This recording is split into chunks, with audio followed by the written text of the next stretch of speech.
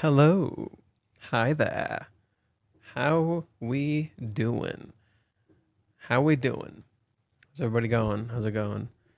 So, for the past few days, I've been writing nonstop. Also, for those wondering why the fuck I'm wearing a polo shirt, look, it's just what I had on me. I'm uncomfortable in it. That's just what I'm gonna wear. I don't always have a girlfriend shirt to put on, unfortunately. Um, so yeah. So yeah. I haven't read any leaks because there's no leaks yet. Oh, the leaks are out. Oh, the leaks are out. Yes, they are.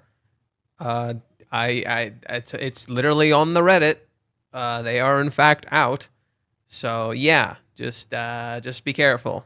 Just be careful. The leaks are in fact out. So some people in the comments have already they didn't outright say anything. They didn't say anything about the comments, but clearly the emotional and all that. I'm trying to my best to be vague. Just understand people always overreact to this shit. Just understand people always overreact. And whatever. You know what? I'm spoiling by not spoiling. I'm talking about the illusion of choice, and here I am spoiling by not spoiling. I'm gonna just shut the fuck up. I'll just tell you nothing. You know what? Nothing. I'm just not going to say anything. I'm just not going to say anything. I'm going to focus on the chapter. I realized some crazy stuff while writing for the past few days, and also while talking to some people online. So I'm going to break down. So I'm going to change some of my analysis from the last stream. Let me guess. Let me. Sorry. I'm gonna stop reading the comments now. You guys are distracting me. I'm gonna stop reading the comments now. You guys are distracting me. No, I'm not gonna talk about 386 leaks. No, I'm not talking about the fucking leaks. No, we're not. We're not talking about that. Yes, it is 386 free. I'm not talking about any of that. I'm not. There will be no leaks here. There will be no leaks here whatsoever. Okay? This is purely my analysis based on what I have seen, based on things I've talked about with other people, and based on the writing I've been doing for the past few days. So the big thing I want to fix first, real quick. The last stream, I said that Chizuru is embracing her Ruka. It's the opposite. It's actually literally the opposite. Literally, Chizuru stopped being Ruka. So while I was writing, I started to see some crazy fucking parallels between Ruka and Chizuru in the date itself. In the date itself, I started to see some crazy fucking parallels between Ruka and Chizuru. Basically, like I said, Kazuya was essentially being Umi in the date. And Chizuru, while trying so hard not to be Ruka, became Ruka without realizing it and maybe without even necessarily looking it. So, Chizuru here is actually the opposite of Ruka. Chizuru here is actually the opposite of Ruka because Ruka forces a kiss onto Kazuya. Chizuru isn't forcing anything. Chizuru is acting on what he said. This is what brings me to the biggest thing. So there's these people who keep talking to me on Twitter about how the Reiji doing the red and the blue with Chizuru is the choice from the Matrix, and that's why I specifically did it like it's the stupid red pill or blue pill choice from the Matrix. What people don't seem to fucking realize, and if you've watched any of the other Matrix films, they literally talk about how that's all a fucking illusion. You didn't actually make a choice. You were literally coerced into a choice, if anything. And that you already knew what the choice was, and regardless of what you picked, you already knew what it was. So you actually didn't make a choice. This comes back to Chizuru here. What the fuck's happening with Chizuru here? Chizuru's not making a choice.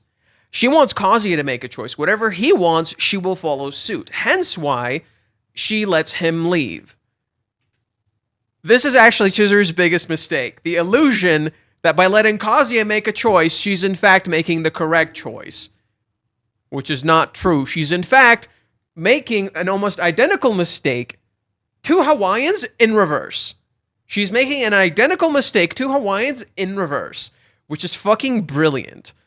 It's actually really goddamn clever. So, again, no spoilers. No spoilers. I have not read the spoilers, right? I just know people are freaking out about them, okay? I have not read them. I'm going to change my prediction a little bit. I'm going to change my prediction just a little bit. Return to the Castle might not be what we think it is. If anything, I'm going to go on a wild limb and say we might loop into something similar, intentionally so, after Hawaiians. Because we're intentionally mirroring Hawaiians, we're going to create something identical to Hawaiians. And if we go to that, actually, let's go to it. What does actually happen right after Hawaiians? So they try to meet up, but this is them separating. Okay.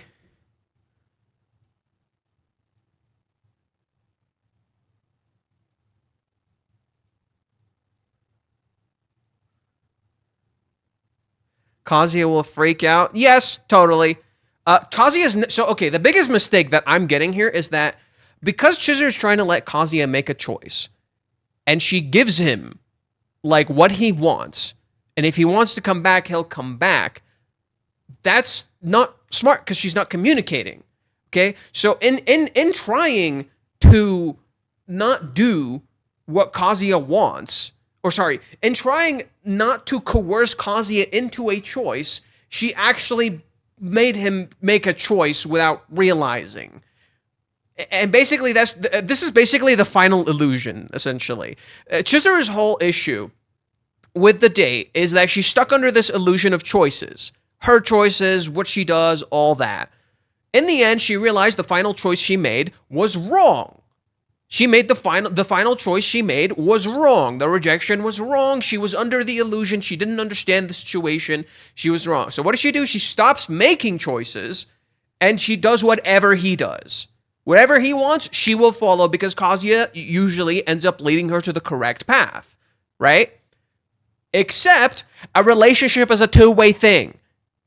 You can't just do what the other person wants. Yeah, it's good to trust them. Yeah, it's good to let go, but you gotta like make a fucking you gotta be part of the relationship. So Chizuru's like, okay, I'm gonna be part of the relationship, but if he wants to come back, he has to come back. That's the final illusion. This is a mirror to the end of Finding Nemo. In the end of Finding Nemo, basically Marlin has complete trust in Nemo, and he lets him go. In fact, I wrote a whole thing about this. There's a crazy amount of parallels to Finding Nemo, in particular with Dory. Like literally being kind of like Minnie and all that. Now, what does Dory do for Marlin, who in this case is Chizuru? Dory guides Marlin. So, Chizuru needs probably one last piece of guidance, which wouldn't be shocking because she's making a big mistake here. The mistake is assuming Kazuya will just come back and not freak out about this, because he fucking will. Now, okay, we were going to go to the chapters. So chapter 232 is the last chapter of Hawaiians. Or no. Chapter 231 is the last chapter of Hawaiians. And so this is when the separation occurs. So we would jump past the separation. So we would go to chapter 233. Okay, yeah. Chapter 233... This is when the separation happens. Kazuya thought he heard Chizuru, and Chizuru goes back into her room and doesn't make a choice. She sits still. I actually think this is currently mirroring the events. I actually currently think Chizuru is essentially mirroring the events. She kissed him, they went back home, they separated, and Chizuru does seemingly nothing. Here, Chizuru actually did make a choice, but her last choice to go back in the house is actually removing her own identity. How do we know this? She has no face. What is the biggest thing we see that contrasts this in Hawaiians when they kiss? What's the biggest thing that we see that contrasts this in Hawaiians when they kiss? So the kiss is just as long in Hawaiians. The kiss is just as long in Hawaiians. But there's a whole lot of emphasis on Chizuru's face. There's a whole lot of emphasis on Chizuru's face and the emotions on her face. What's missing here?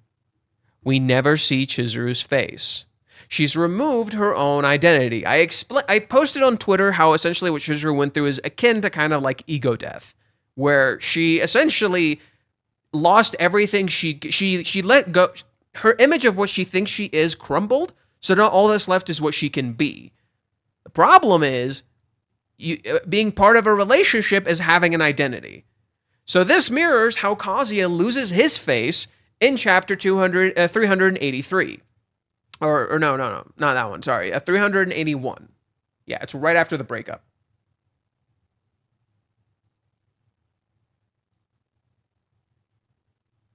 Kazuya loses his face amongst a crowd. So, Kazuya losing his face here, it's really important because it mirrors Chizuru not having a face here after the kiss. Where's her emotions? Where's all the freak out? We know she's blushing. You can see she's blushing. You can see there's a lot going on, but you never see her face after this.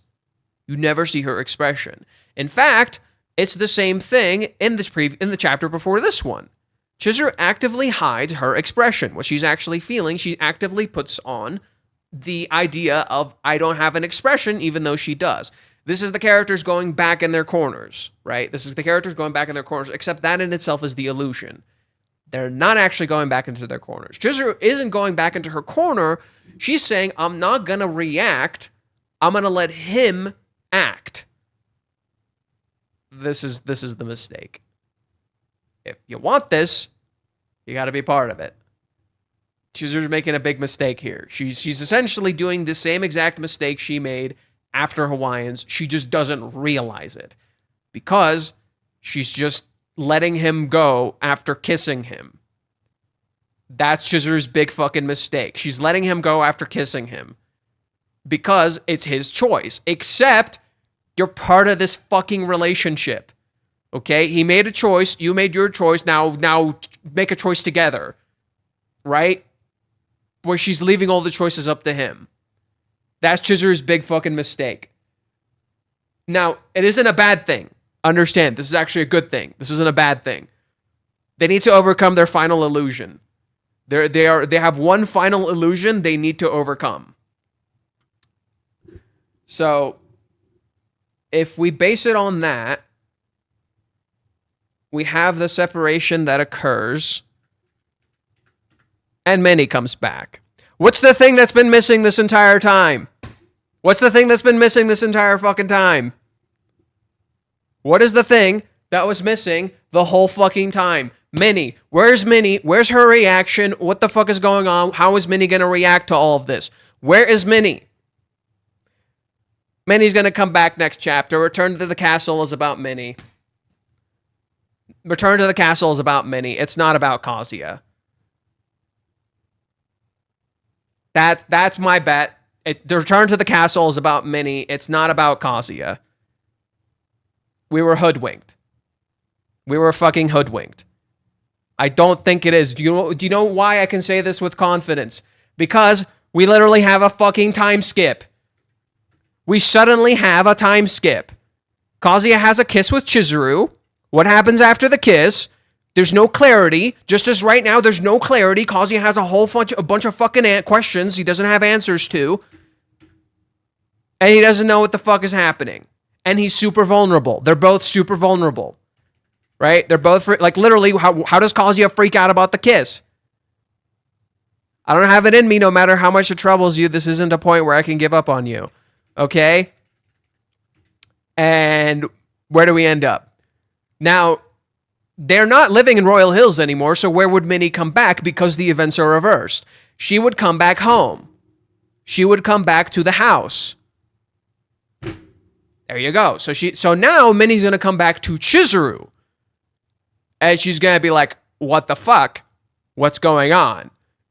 And I think that's going to be where the chapter will probably like end, most likely. Minnie suddenly comes back. What was the preview for this chapter? What was the preview for 232?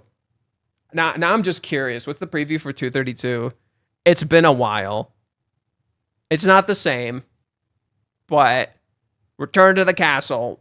I think it might make some sense for it to be Minnie rather than Kazuya, because Kazuya is making a choice, but Chizuru, in not making a choice, made a choice. And it's like, God damn it, girl. The fuck? It's Chizuru's last mistake, and I could see Minnie essentially being like, what the fuck are you doing? You gotta run to him, you dipshit.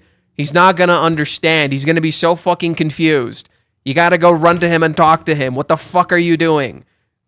Just like in chapter 234, what does Minnie do? What does Minnie do? She tries to motivate Kazuya to go, and she's like, she kissed you. You kissed him. What the fuck? You just broke up and you kissed. What the fuck? Literally, you need Minnie here. You need Minnie. It's gonna happen again. It's gonna happen again. It's gonna happen again. And Minnie's gonna be like, no, you idiot! No, you idiot! What are you saying? Are you saying that Mitsuhara-san kissed you and it meant nothing to her? Are you saying you kissed him and it meant nothing to him? Or are you telling me that you're fine with Mitsuhara-san being a slut who throws kisses around like they're kamehamehas? Are you fine with Kazuya just taking kisses from anybody and he doesn't fucking care? Now, I don't think this is going to all happen right away. I think next chapter will most likely end when Minnie shows up. I think next chapter will most likely end when Minnie shows up, because it follows the structure identically. It's intentionally following the identical structure, so it makes a lot of sense. Basically, Chizuru came to a fucking clarity. She understood what she felt. She kissed him, but she wants to leave the choice up to him, which is the same exact fucking mistake as Hawaiians, because in Hawaiians, like, literally, she's trying to give him a fucking choice. She's trying to give him a fucking choice. That's the entire issue with Hawaiians. She's trying to give him a choice so badly, she takes away her own. And it's like, Jesus Christ, Chizuru. So, that's pretty much what I think is happening, is like, Chizuru, Minnie's gonna call her a fucking idiot. No, you gotta run after him. What the fuck are you doing? You gotta go talk to him. What the shit are you doing? Johan, mute Bacon. Bacon, I'm gonna mute your fucking ass. There's no time skip. No. There's no time skip. The whole point is to be present. There's no time skip. I don't think there's gonna be a time skip. I think at best, we might skip to Kazuya being home, like to his new place. He might be already at his new place. I think that's the time skip we would get. But we won't get a time skip. Because Minnie's there. Ironic, I know Verkez, I'm very aware, ironic that Minnie, the causer, the bringer of fucking problems, might actually solve this. The bringer of problems might actually solve this again, which would be super fucking fitting. It would be so fitting that Minnie is the thing that brought them back together last time, and it will be the thing that brings them back together again. Even if she has to burn the fucking house down. Like, I think that's what it is. I genuinely think that's what it is. I think Minnie is gonna be like, what the fuck, Chizuru? Go and talk to him. What the shit? Go and talk to him. No, don't just leave it on red. She left him on red. She kissed him and just left, bro. What the shit? What the shit, Chizuru? Literally, you cannot find clarity without communicating. Kazuya is confused here. Kazuya is fucking confused here. And I think he didn't even process when he was asked that question here, even though it is true. So I think when Kazuya is asked this question by the driver, he both agrees with him, and at the same time, he's not actually there. He's just doesn't know, like, he's so focused on the kiss, he's not actually there. So I think next chapter, we might, like, get a little more clarity on this. Johan Fate, I just witnessed God doing a Reiji type of Romeo and Juliet on me. What? Okay. Minnie is the troublemaker, the issue solver, first of her name. That's a good one.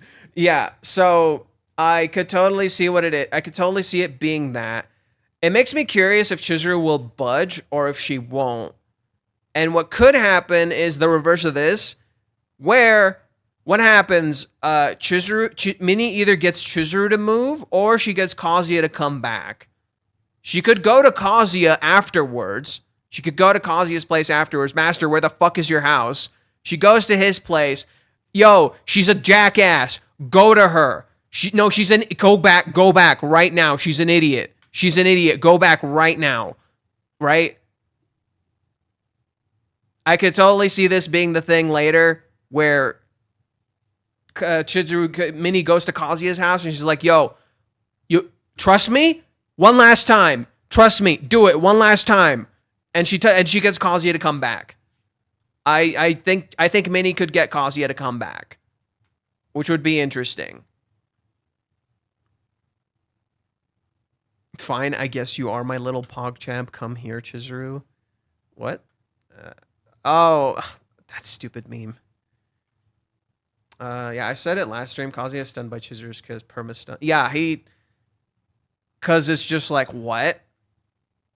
What? Uh-huh. Yeah. But I do think it will be interesting because Kazuya is going to, again, like last time, focus completely on the kiss. But he doesn't have context or understanding of its meaning.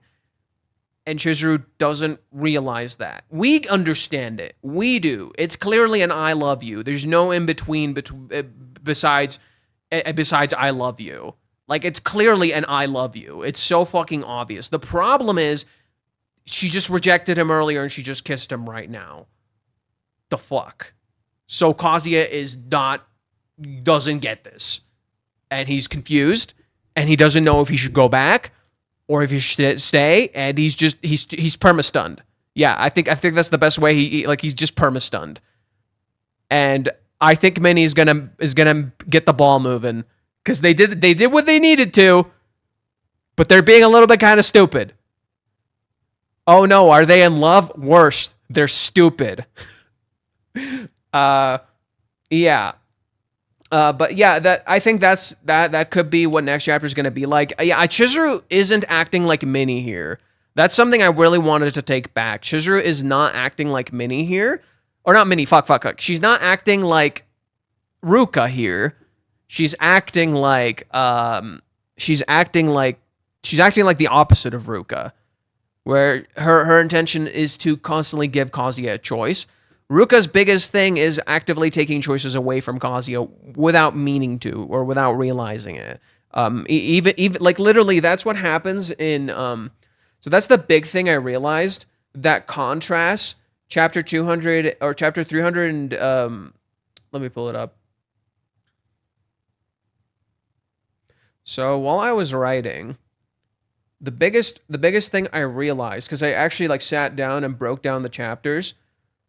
What is the difference between this chapter 348, and chapter 384? Because they do act as reflections of each other, but in opposite ways. The biggest thing is that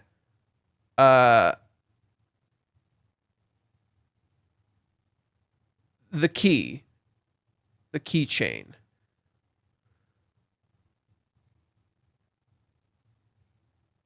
Basically, what Ruka does in this chapter, is basically make Kazuya make a choice. She makes Kazuya make a choice. She makes him do it. She says, I want to buy you a keychain. Ruka wants to buy him a keychain. Ruka makes him go with her to buy a keychain. She begs him, she holds his hand, please, I want to do this. Yes, there's already spoilers. They came out early, apparently. Did not read them. Don't bring them here. I'm not spoiled. Okay. So, basically, Ruka makes Kazuya make a choice here, and she gets him a ribbon. And she's trying to do what she thinks is best for him. So what does she do? She takes off his old pendant. And she doesn't ask him whether he wants it or not. She just takes it off and is ready to throw it away. What does Chizuru do? She takes off the pendant and she just says, you can have this. Not, I want you to have this. You can have this. It's the removal of the self. I'm not going to say what I want anymore. You can decide what it is. You can decide what its meaning is. That's what's going on here. Chizuru is essentially removing herself from the equation so Kazuya can make true choices. That's a fucking illusion, because when you do that, you are in fact making a choice. By removing yourself so he makes unbiased choices, you are in fact making a choice because you see how Kazuya actively reacts to this and misunderstands her intent. That's Chizuru's big fucking mistake here. She thinks she needs to remove herself from the equation so Kazuya makes real choices and doesn't have to decide based on what she's saying. This is why she doesn't ask questions anymore. She doesn't say anything. Nobody asks anything. Only Kazuya gives answers. She doesn't react to what he says. She just works and gives him what he wants. That's stupid. Because being part of a relationship is making a choice. And she's removing herself so Kazuya makes the choice. Because she made a mistake in the earlier choice that she made. That she doesn't think she's allowed to take back. So Kazuya has to want to do it. Chizuru, you're a fucking idiot. I love you, but you're a fucking idiot. Yeah, I think that's what's going on with Chizuru. She's actively removing herself from making choices and letting him make a choice. Just like, what does Marlin do? Marlin lets Nemo make choices. He stops being overprotective, overbearing. That's why they have the Finding Nemo reference. That's the point of the pendant coming back in the very end. Right? It's the Finding Nemo reference. That's the point. Just like what happens with Ruka when she does this thing, what does Ruka do? It ultimately results in Kazuya falling here, and she gets embarrassed in public, and she gets hurt as a byproduct of not paying attention to what Kazuya wants. And that's how she ends up embarrassed in public because she wasn't paying attention to what Kazuya wanted. And in the end, how does the chapter end? It ends with Kazuya literally not using the thing she got him because he didn't want it. Because it would just cause him trouble. She wasn't paying attention to what he actually wanted. Just like here, when Chizuru gives him the pendant, she didn't realize she was actually unintentionally sending the wrong fucking message again. It's not that she's going back to her old plan. It's that she's, if anything, she's making the same mistake she used to. Even though she came to the conclusion she wanted to. Chizuru found an answer. She's making the same mistake as before because she's trying not to make a choice when she's already made a fucking choice. And that choice is confusing and there's no clarity. If you're confused by the end of this chapter, that's the point. It's not supposed to make sense. And Minnie will literally say this to Chizuru. I can bet on it. I don't think it's going to happen next chapter. I think it might be the chapter after that. Minnie will literally say this. What the fuck? What do you mean? You rejected him and then you kissed him. What the fuck? And she'll literally say what we're thinking. What do you mean? Chizuru, what the fuck? And then I think that's where we're going to end up. We're going to, if anything, I do think you can see like a parallel here between the two. They're reversed, yes, but there is a parallel. Ruka is blushing like crazy. Chizuru seemingly wasn't blushing before, and now she kind of is. But Chizuru is determined, whereas Ruka is embarrassed. In that same way, chapter 358, what does Chizuru do?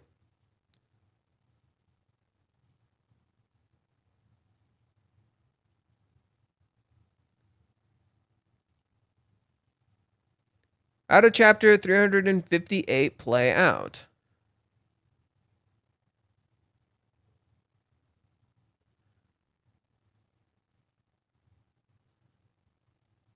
chapter 358 is when they go do the ball game. Or, sorry, not the ball game, the shooting gallery. And Chizuru has the Wi-Fi signal because she's able to pick up what Kazuya is thinking. And she shoots, she scores, and Kazuya fails. Chizuru hits every mark, Kazuya fails. Chizuru recognizes something is wrong with Kazuya, that something's up. And Kazuya tries to hide it. And she says, I'm the winner, because literally, who won in the end of this? Chizuru did. Who won in the end of this? Who won in the end of this chapter? Chizuru did. Chizuru's the one who got the victory here. So did Kazuya in a sense, right? Because at the end of this chapter, Kazuya also feels like he won. But Chizuru is still leading. The illusion that Kazuya is leading here is the problem. It's the final hurdle, pretty much. This is the final hurdle, I think. Johan, I doubt Chizuru will tell Minnie that she kissed Kazuya again. Or Chizuru will say something related to the kiss, but Chizuru won't. Well, I can see Minnie digging. And I don't see why Chizuru... Maybe Chizuru might hide this. Maybe Chizuru wants advice. Well, actually, no. Chizuru would totally tell Minnie. Why? Because Kazuya is going to tell her eventually. Kazuya is gonna tell her eventually. There's nothing to hide. Kazuya, what did Kazuya do before? Minnie shows up to his place, he tells her about the kiss, and Minnie eventually came to Chizuru. So Minnie is eventually going to come back to Chizuru. So there's no pointing in hiding it. There's literally no point in hiding it. Chizuru's gonna tell her. There's literally no point in hiding it. There's no reason to. Minnie knows everything. Minnie knows it didn't work out. Minnie's about to move out soon. She's probably going to commentate on their relationship. And Chizuru knows Minnie's eventually going to find out. Kazuya's going to tell her. And what's going to happen? Minnie's going to come back because we know fucking Minnie. And she's going to be like, what's the dealio? It's inevitable. Chizuru's going to tell her. I think Chizuru's going to tell her. Because she's going to come back eventually. Minnie is going to come back eventually. She's going to ask. That's just inevitable. Like, Kazuya will tell Minnie, and vice versa. So, Chizuru's going to tell her. I think it's just inevitable.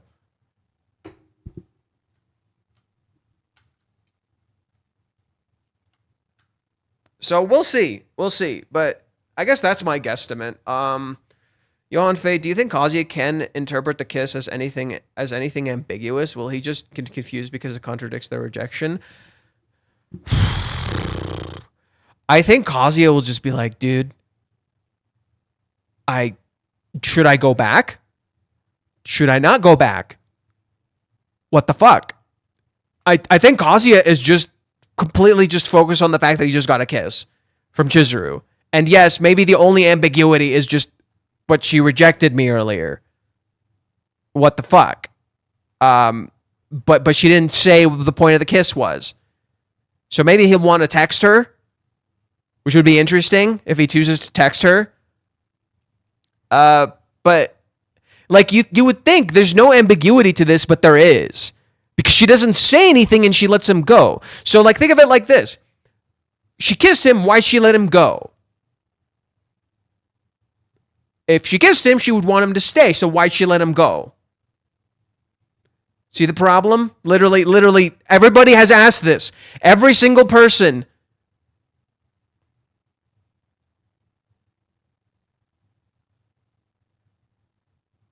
Oh, okay. Bye, Wiz. So, no, Chizuru, like, literally every single person has said this, hasn't they? She rejected him, then she kissed him. She kissed him, then she let him go. Why'd she let him go? It's all contradictions. And that's the point. Why was she if she kissed him, why was she acting stone cold earlier? See what I mean? It doesn't add up. The pieces don't add up. What the shit is happening? You can't understand another person without them fucking explaining it to you. You don't know what the fuck is going on. Because up until a certain point, she wasn't doing anything. And suddenly, as he's leaving, she kisses him. She was acting totally normal prior. She let him go afterwards. Literally nothing happened. Like, it's confusing as shit. There's everything for Kazuya to be confused because Chizuru did not explain. Okay, so let's break down all the elements in play so we can put together a prediction. First question, who is most likely to come into play? Minnie. I already made the prediction. My prediction is that Minnie is going to show up. The return to the castle is Minnie. It's not Kazuya. It's Minnie. Because Kazuya is confused on what just happened. He can't make a choice. Chizuru is the one who made a choice. Kazuya just reiterated what he said before. He continued to leave. Kazuya continued to leave. He didn't make a choice. He just said what he wanted to say, which I guess in itself is a choice, right?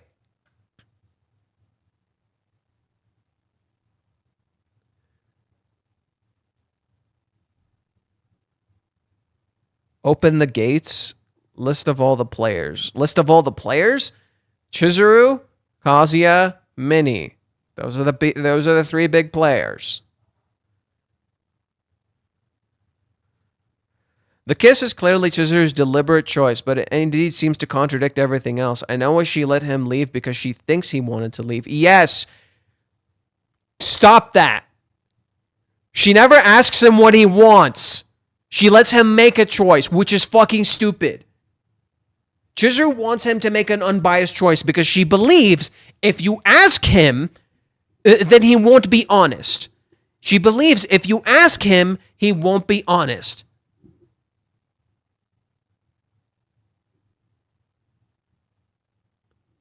And that's the problem. Because every time Chizuru asked in the date, Kazuya wasn't honest.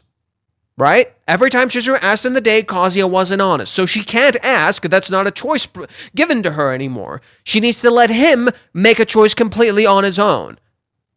That's not how relationships work. Because relationships is something you do together. So, Chizuru's big fucking mistake here is that she thinks she can't ask, she can't say anything, she just has to let him make a choice. Problem is, this removes clarity from the situation. She's making one final fuck up. This is Chizuru's final fuck up, in my opinion. And because we're so busy being excited, we don't realize it's a fuck up. But that's the point. We're supposed to be confused, right? If you're confused after this, yeah, that's the point. If you're confused, that's the point. Right? But yes, that night, Chizuru came to clarity and she knew she loved him. She just wants him to make the choice to come back and love her. She just won't clarify any of it. Right? So, me as a viewer, I can recognize that, yes, totally, Chizuru's totally in love with him. But Kazuya, as the character inside the story, has no clarity and needs communication. And I think Minnie's going to force that communication one last time, which would make some sense. And I think that would be interesting because that might end up being the spark of a fight. That could end up being the spark of a fight. It's like, what the fuck? Why were you acting so different prior? And then suddenly you kiss me, and then suddenly this, and suddenly that. And then afterwards, I could actually see them laughing about this, realizing how fucking stupid it all was. I could totally see them laughing about this by the end and realizing how stupid it all was. And they're just like, they literally both just loved each other, but are terrible at communicating it. Literally, Chizuru is so dumb. I love her. Chizuru is so dumb. I absolutely love her. She also can't tell him what she wants because if she told him that she would want him to, she told him that she wants him to not care for, you wrote that weird. She told him that she wants him to care for her, he would do no matter what. So that would remove any choice for him. Exactly. If she said, I want you to stay, if she said, if she told him what she wanted, he would make that choice for her in a heartbeat because she knows he will. She knows Kazuya will do this in a fucking heartbeat. So she doesn't tell him what she wants. She doesn't ask him to stay. She doesn't say any of this stuff. She wants him to make a choice, right? It's his choice to make, not hers. So she completely removes herself from the equation It's his choice. That's not how relationships work. You can't remove yourself from the equation. So she makes the choice to be selfish here, finally, when he gives her the permission to be selfish, but she doesn't tell him what she actually wants. Because it's still ultimately, he's still leaving. He's still in the process of leaving. So if he leaves, that's his choice. They're not separated. It's the illusion of separation, right? She thinks he wants to leave, so she can't tell him to stay, even though she wants to. Yes, correct. It's the illusion of separation. You think they're separated, they're not, right? Maybe Chizuru thinks to herself, like, if he wants to come back, he'll come back. We're not actually separated, or something like that. But in reality, they are also separated. They're literally not separated, and they are. It's literally the whole idea of it's both choices. It's not one or the other. The removal of separation is also a separation, just as a separation is also not actually a separation. You're not actually divided. That's pretty much my final bet. That's my final bet, I think, is that Chizuru is ultimately separated from him, and she ultimately did let him go, and she goofed, and she needs to tell him to come back. So there you go. You technically got a separation arc. You technically got a separation arc and everything but actually a separation.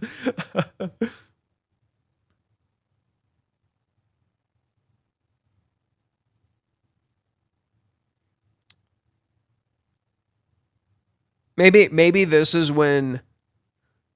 Yeah, I think Chizuru's just going to ask Minnie. Minnie is going to tell her what to do, which would make too much sense, because Dory literally tells Marlin what to do and reunites him with Nemo. So it only makes sense.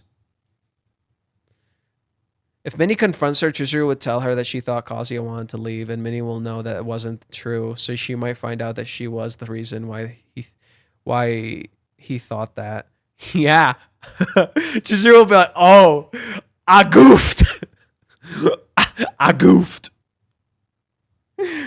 I really think Chizuru's just gonna be like, wow, I fucked up. I'm a jackass.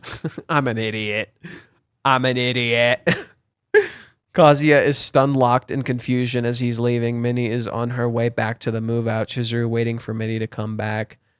Is Chizuru waiting? I guess Chizuru would be waiting. Maybe Chizuru is stun locked with the kiss too. God, she's so in love. She's so fucking in love. It's so silly how in love she is. Girl is literally in a goddamn dream. Her eyes are closed. She's not seeing him. They're both in shadow because they don't actually understand the other person. That's why they're both in shadow here. They don't actually understand the other person. Kazuya is looking directly at her, seeing that she loves him. Chizuru is closing her eyes in a dream. She's a realist. He's a dreamer, but their roles are reversed. The problem is they're literally both in shadows. They don't know what's going on. That's so interesting. They literally they're not properly looking at each other, and that's super fitting. The little lip flap. Oh my god. Oh my god. Yeah, they're so getting together. It's just going to be a few more chapters. I genuinely think it's going to be like a few more chapters just to clear up this stupid misunderstanding, because they never cleared up their misunderstandings. They never cleared up what went wrong in the day. They never cleared up anything, right? The whole point was they never found clarity. That's the biggest thing, is they never found clarity on what the fuck happened. They still have a shit ton of questions. They still have a crap load of questions. And those questions do need to be answered so you can understand what the fuck is happening. But it's something you do together, not one or the other. Right? I wonder if we're going to get more from the driver. I'm curious if we'll end up getting more from the driver. That could be something that could happen.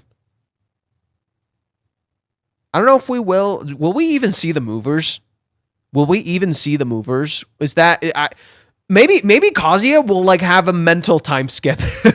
Like a mental time skip where like he doesn't even notice anything around him. He doesn't even interact with the movers or anything. He just goes to his home, which would be super fucking funny. I wonder if he'll be at Royal Hills. That would be interesting. Would he be at Royal Hills or will he finish the move? That would be interesting. What if he doesn't finish the move? What if Kazuya does not finish the move? Like he's just at Royal Hills and he's freaking out at Royal Hills.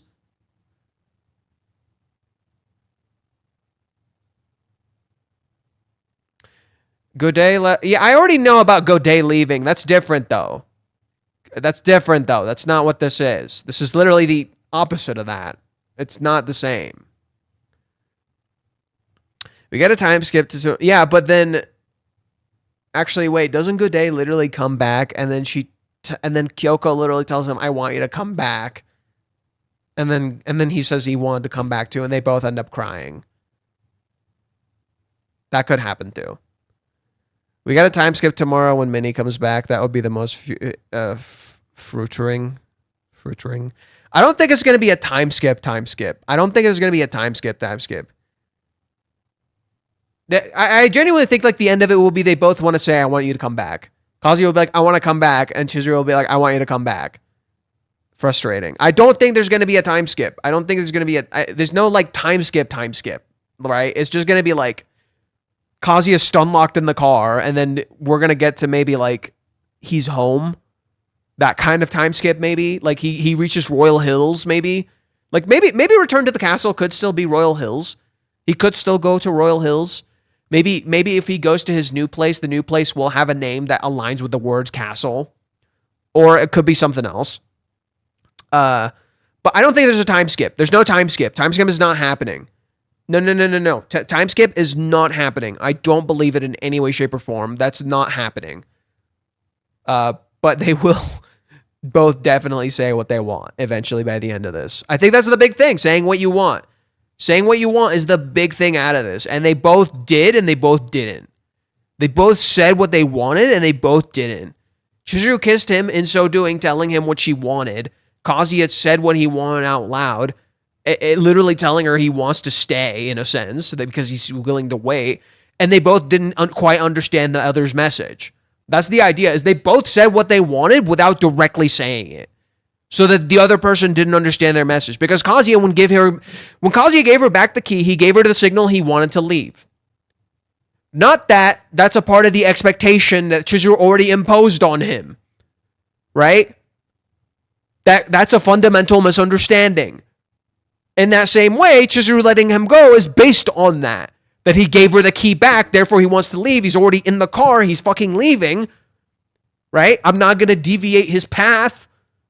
It's literally showing you how the misunderstandings in that date functioned. Like piece by piece.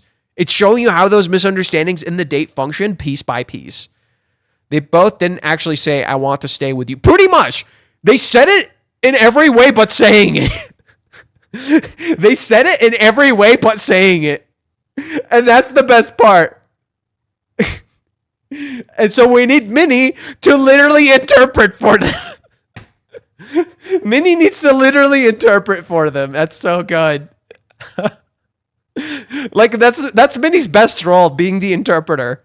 That's Minnie's best role, being it's both her best and worst role.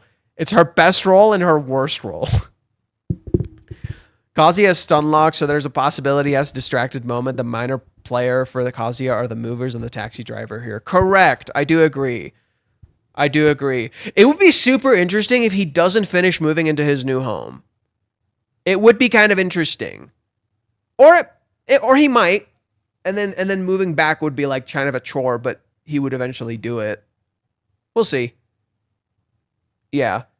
So I think that's why. I genuinely think that's why Reiji makes this alternate cover for Volume 41, where he shows Volume 41 with the cover with Chizuru wearing a red hoodie and holding her purse, and then you have a blue one with Chizuru holding her purse, and it's like, I guess you could say that's the illusion of the two Chizurus when there's only one. because volume 40 is Chizuru wearing purple. Volume 41 is Chizuru wearing red and blue, which are the two colors that make purple. So she's literally trying to divide these two. It's like Chizuru's trying to divide these two halves of herself, which are in fact one person and one choice. There's no blue and red. It's in fact one choice. Just as you probably, if you're a fan of this series, you're probably going to get both. If you're a fan of this series, you're probably going to get both. In fact, if you do get the blue one, you do in fact still get the red one, because it ships with the art book, which has red Chizuru on it. So I think that might be why Reiji's doing that. That just a pure guess. Maybe that's why Reiji's doing that. That he's fucking with the readers, and he's just like, oh look, the two choices. You got two choices. When in reality, you have one, or you already made your choice, right? You either have one, you already made your choice. Like, you're probably gonna get it if you're a fan. You're probably gonna get both, like me, if you're a fan. How many readers do you think are not aware of the misunderstandings from the isekaya because the characters are not aware of it and we are never explicitly told about it? I bet you most readers don't fucking know. Well, maybe some do. Maybe some do. Where like, you know, they know Kazuya wants to live with her, but he's doing that. But I don't think they understand the intricacies of it, if that's what you mean. I think people don't understand the intricacies of that confusion. And I think because Minnie wasn't there when they figured shit out, her being here now, I think basically Minnie, I think I know how to best say this. Minnie is an effective communicator between them when she knows what the other person is actually feeling. I think that's when Minnie is the best communicator, when she's literally just relaying what the other person said, not when she's interpreting. Minnie sucks at interpreting. Minnie is terrible at interpreting what the other person is thinking or feeling because she's not good at analysis or interpreting shit. But when it comes to communicating and relaying information, she is good at that. So I could definitely see Minnie being effective with this again, because that's where Minnie's most effective. Just relaying what the other person was thinking. She makes the mistake of sharing stuff she shouldn't share. She makes the mistake of sharing stuff. Boku no Umi-kun. Bro, get the fuck out of my chat. Get the fuck out of my chat. Get out. Get the fuck out of my chat. Unbelievable. So I think that's where Minnie's going to come into play. She's going to be the most effective in that way. Johan, aren't you scared people will send spoilers since they dropped today? If they send them, they can go to the fucking Shadow Realm. I have Lawless Bacon. If Lawless Bacon doesn't do his job, I'll just kick his ass.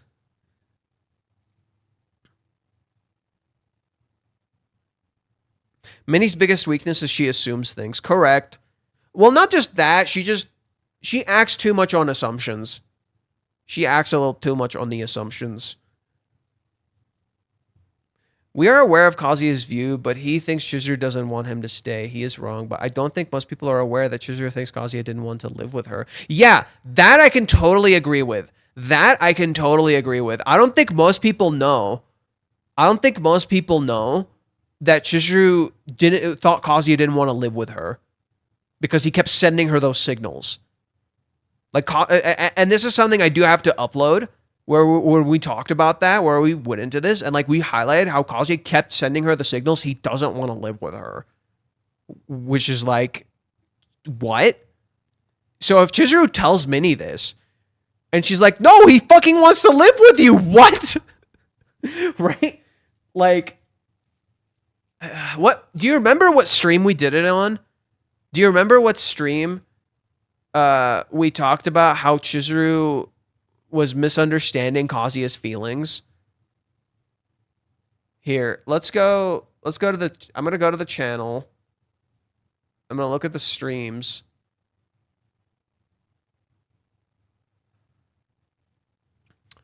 And if you guys can tell me which one it was where we talked about it, yeah, I mean, Chibi... Can we stop talking about... Okay, new rule. Please stop bringing chibi reviews into my fucking chat. Please, just don't. I'm tired of him. I don't give a shit. I don't need his doomer incel level takes, okay? I don't need that shit in my fucking chat. Stop bringing chibi reviews here. This is just a blatant request. No more chibi reviews, okay? So let's summarize what your official prediction is for Kazuya is. For Kazuya, he's going to go home and he's going to be confused. Whether that home is his new place or Royal Hills, I don't know. It's literally just going to be the same thing as After Hawaiians. It's going to be the same thing as After Hawaiians. He's going to go home and he's going to be confused. And he's going to be like, so why did she let me go even though she kissed me? Why was she acting normal if she was going to kiss me? Why did she reject me if she kissed me? What the fuck? That's my prediction for Kazuya.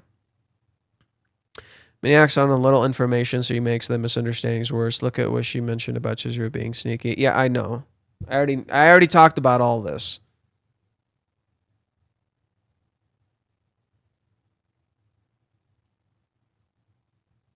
Okay. That simple. Oh God. So not that one.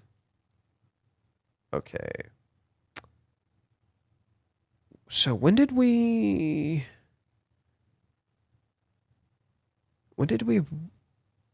realize what was going on? Are you about to cry? Okay, not the live reaction. Okay, I think maybe it's this one. Do do do do do do do do do do do do do.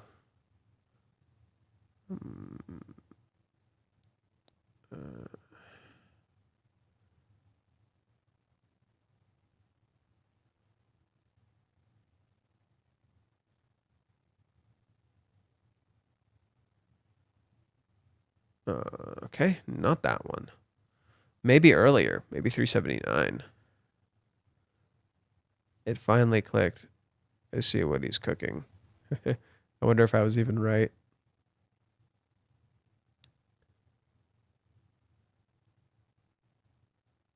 Is this when we were reading Verkes' stuff?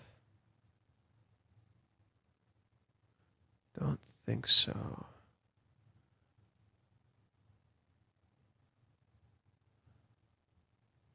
You're all wrong. You're about to cry.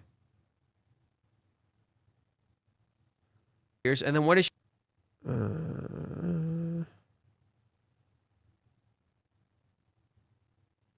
No, not this.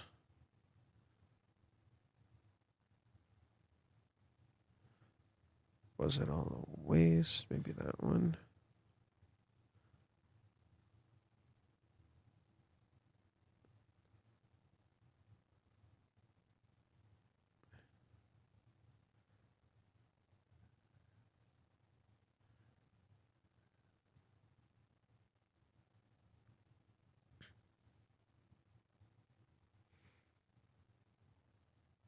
No.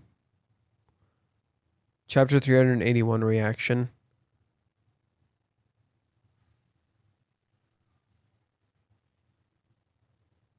Okay.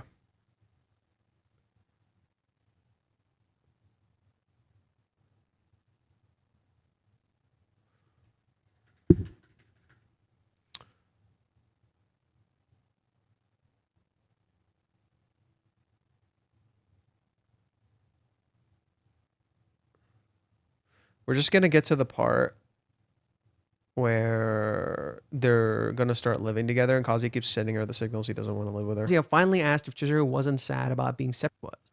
And then she tried to ask him if he planned to do anything about it. He chickened out. If Minnie had been right and Chizuru didn't really want a relationship, it would be extremely embarrassing to ask her to live together. Okay. So he wanted to live together, but just as he doesn't have the right to look as the other men look. Right together, but he couldn't say it. He's not allowed to say it. He doesn't have the right. Oh my god, is Minnie gonna spark a fight?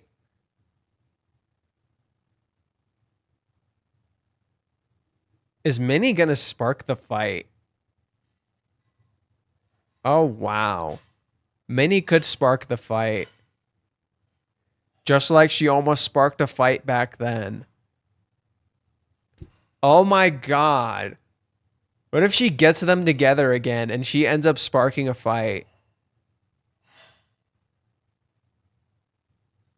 Or she gets them to meet each other again and like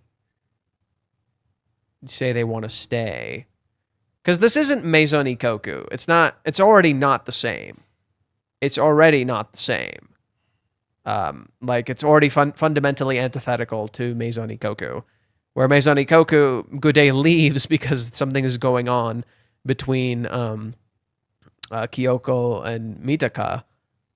In reality, he's only leaving. In reality, like there's nothing going on, and he only left because he thought he should leave. When in reality, Kyoko didn't want him to leave, and she never said to leave, and there's just a misunderstanding because of other people. This isn't a misunderstanding because of other people. This is a misunderstanding between each other. Right? There's no external factors. It's fundamentally not about external factors. It's literally about them. Just Kazuya is not allowed to look because of the other men. This of keep getting about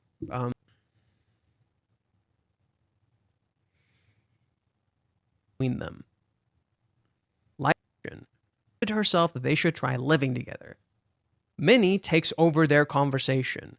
Look at how she literally jumps in between them. Light, shadow, she jumps in between.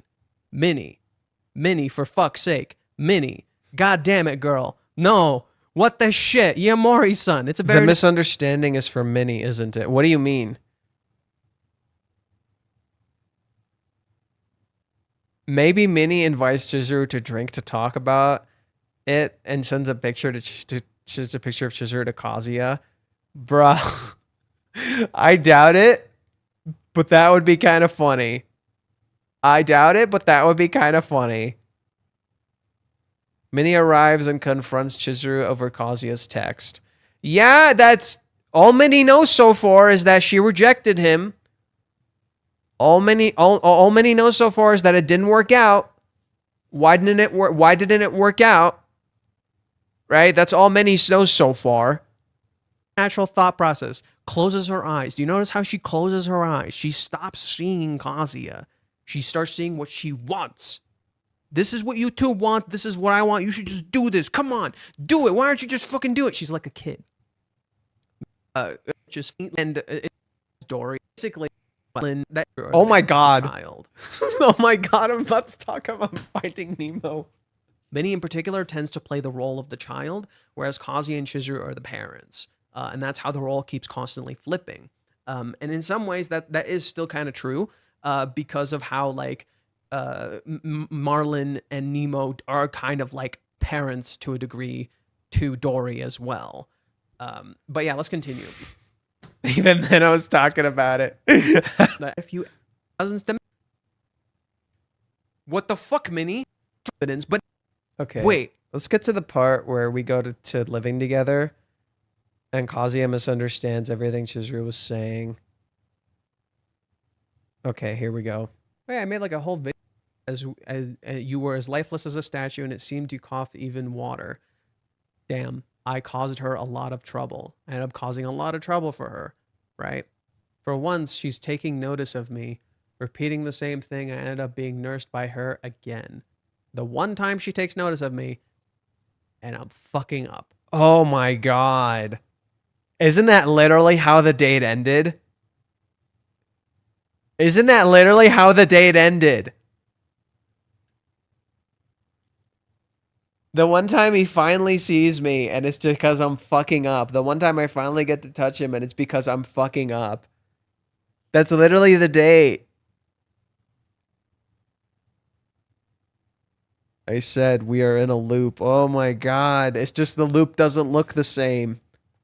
Because it's technically not a loop. I'm a failure as a man. The result of the investigation is an inevitable F. Okay. They have to break This out is of the loop. Yes. So Minnie asks what happened. Does Chisuru even tell her? If so, Minnie will parrot it back to her frustration. If not, then what? Born Chizuru. I could see Minnie asking Chizuru, have you actually asked him what he wants? I could see that. I could see Minnie being like, have you actually asked him what he wants?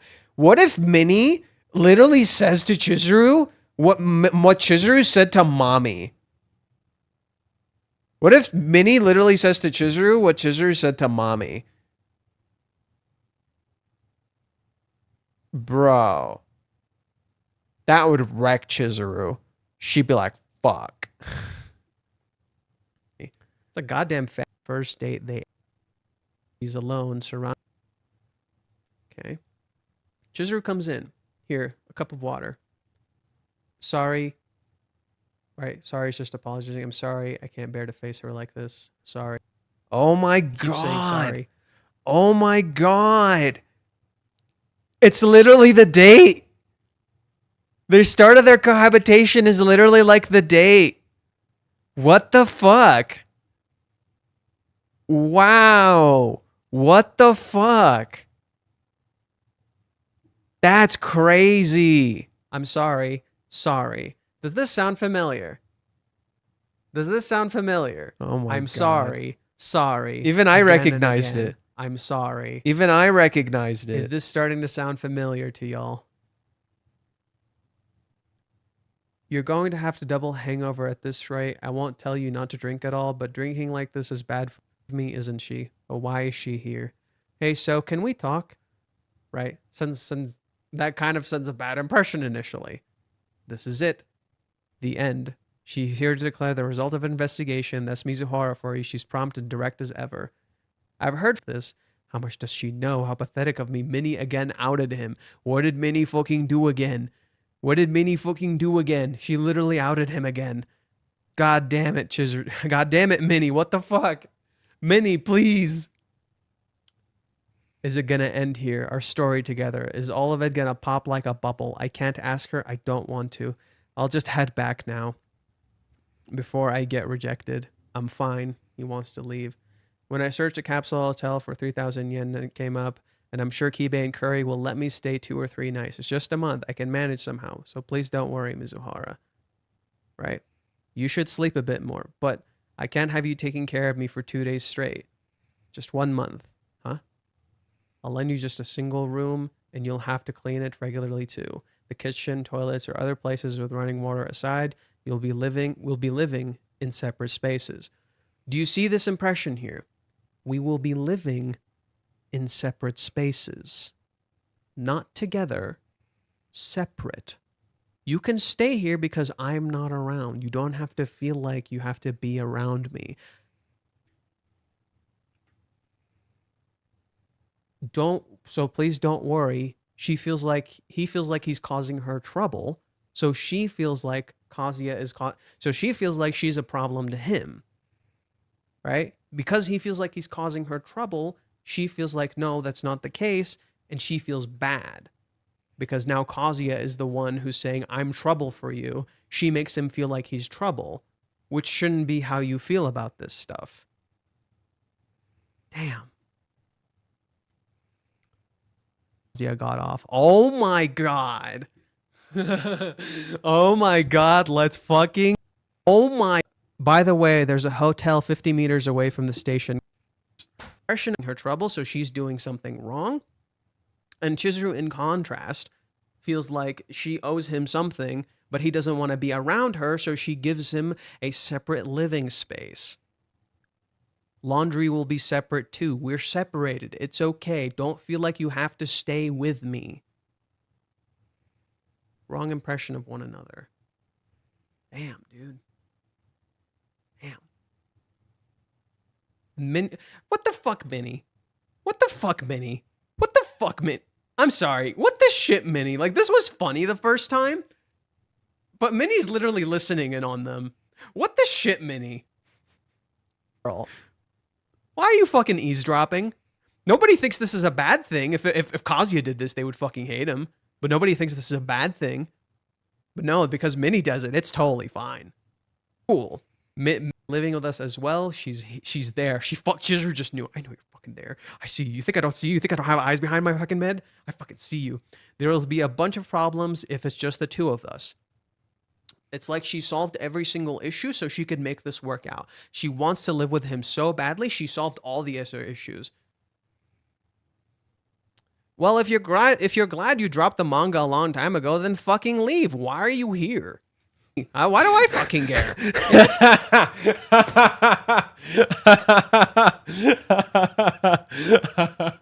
Just some jackass shows up. Like, I hate that. They fucking interrupted me. Two fates, I must be dreaming, arguing with myself. No, I don't give a shit. Who fucking who? Get out. Rental. I guess you'd call it home sharing, right? Not living together, home sharing. Not dating, rental. Not dating, trial dating. You started to see the similarities?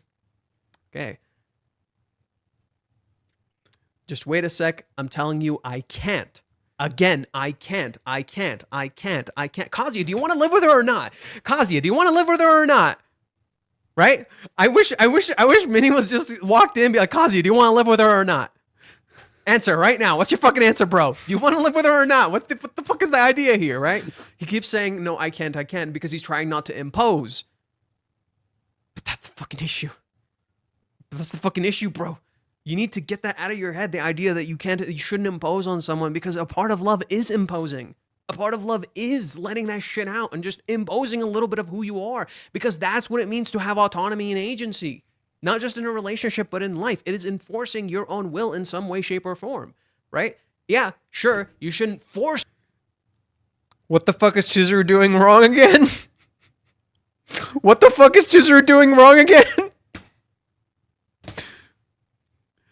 She felt that because in the video, or sorry, in the date, she felt that because in the date, she imposed too much of her will onto the situation, that she shouldn't do that anymore. She should stop imposing her will so Kazuya can impose his own. That's wrong. You both need to impose your wills. That's a part of love. It's both. You got to both say what you want. It's a foundational misunderstanding that it's based on perception, which in turn creates illusion. The illusion that we're separated when in reality we are not divided, we are one. Your will onto other people, but you can enforce a part of who you are out there. Express that outwards a little bit, you know? Let yourself exist in this world. Have a space in this world, right? In the relationship and everything. That is what it means to let that part of yourself out, to be yourself. This is reversed now with Chizuru. Chizuru right now is not letting herself be. She's just throwing herself away. I'm sorry, I found this while we were in the taxi. My bank account details. It's partly my fault, and if you can't hold on to the compensation for ordinary living expenses, it's a waste, isn't it? If you don't want to, I'm not going to force you. If you don't want to, I'm not going to make you. Just do it if you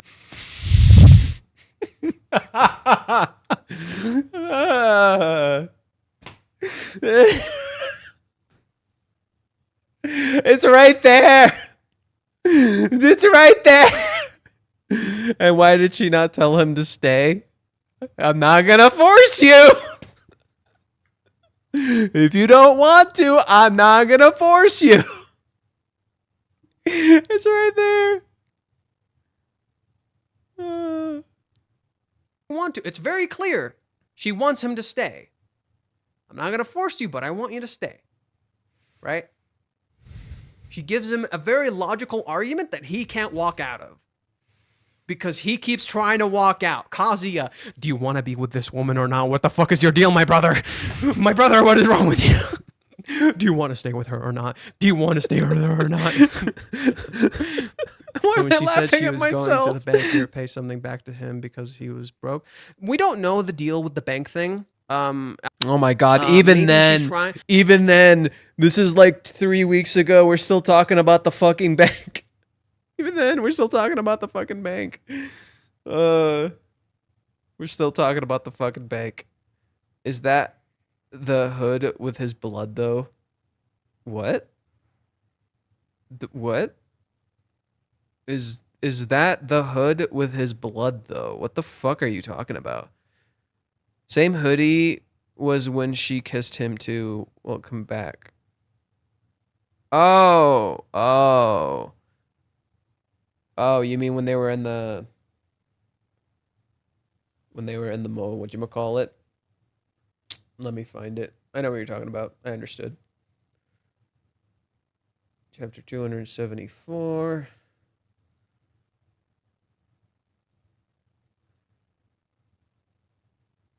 What hoodie was Chisuru wearing? It was, in fact, the cat hoodie. It was, in fact, the cat hoodie.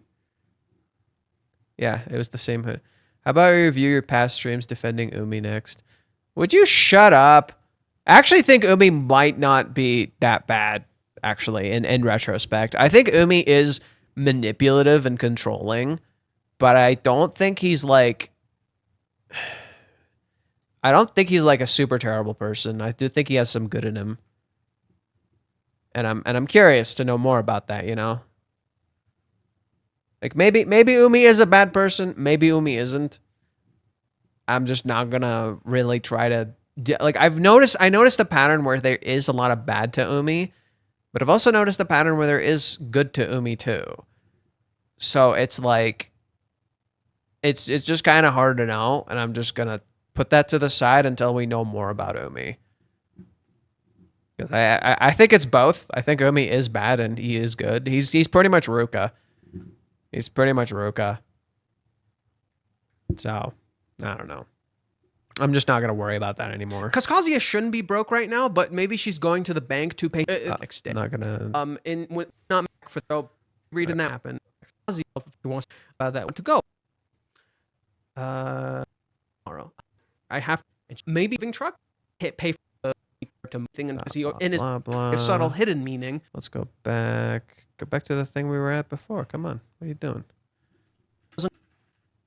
Chizuru wanted to make the stay as comfortable as possible for Kazuya, since he was against the cohabitation. She tried to give him as much privacy and independence as she could. What is Chizuru's words? Let's read Chizuru's words quite carefully here. Living in separate spaces. Many is there, so that doesn't cause problems. It's not living together, it's home sharing. Right?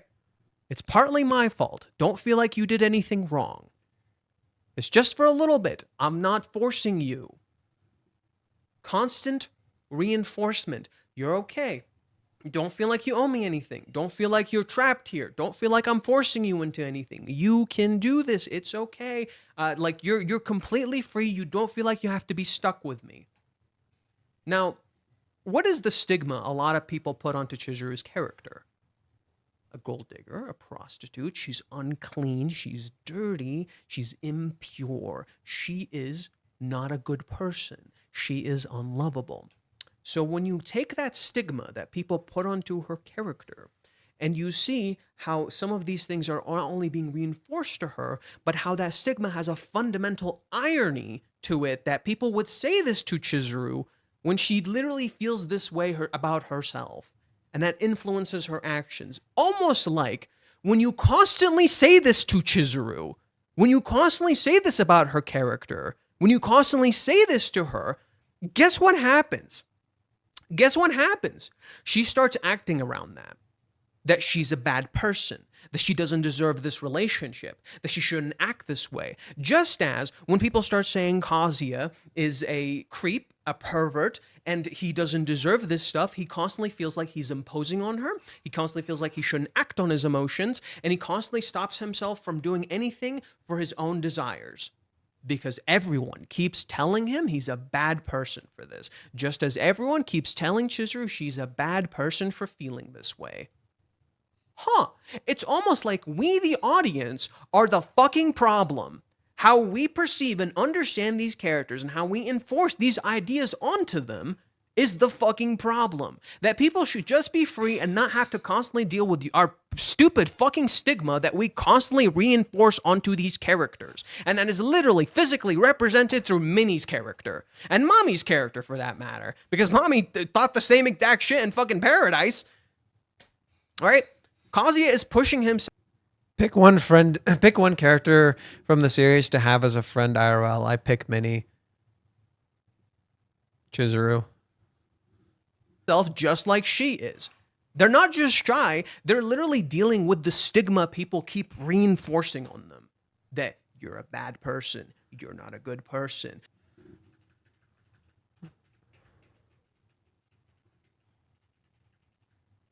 I had to go for some reason. Okay, so yeah, there you go. There you go. There you go. Woohoo. Let's see. I could try doing something a little different. I might read you guys some of the stuff I wrote.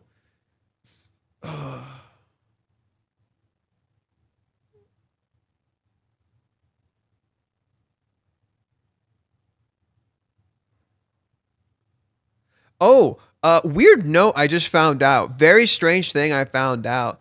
Next chapter comes out like after Ocean Day in Japan, which is kind of bonkers.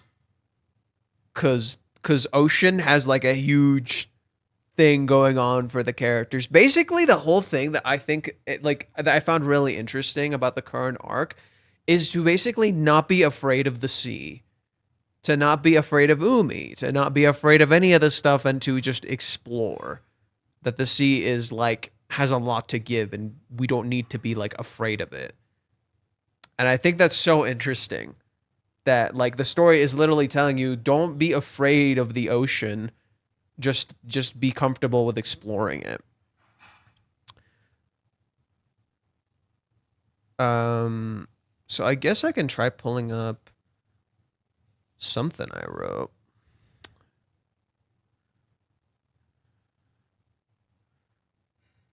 Let's see, which part of it should I read? Oh my god, I have like 20 pages. I might trim that down a little.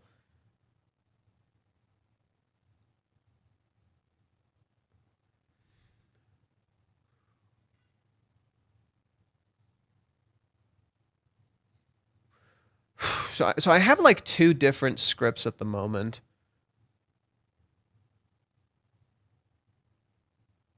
Or maybe like 4. Jesus. How many? Where? I have so many fucking things written. I gotta organize this shit.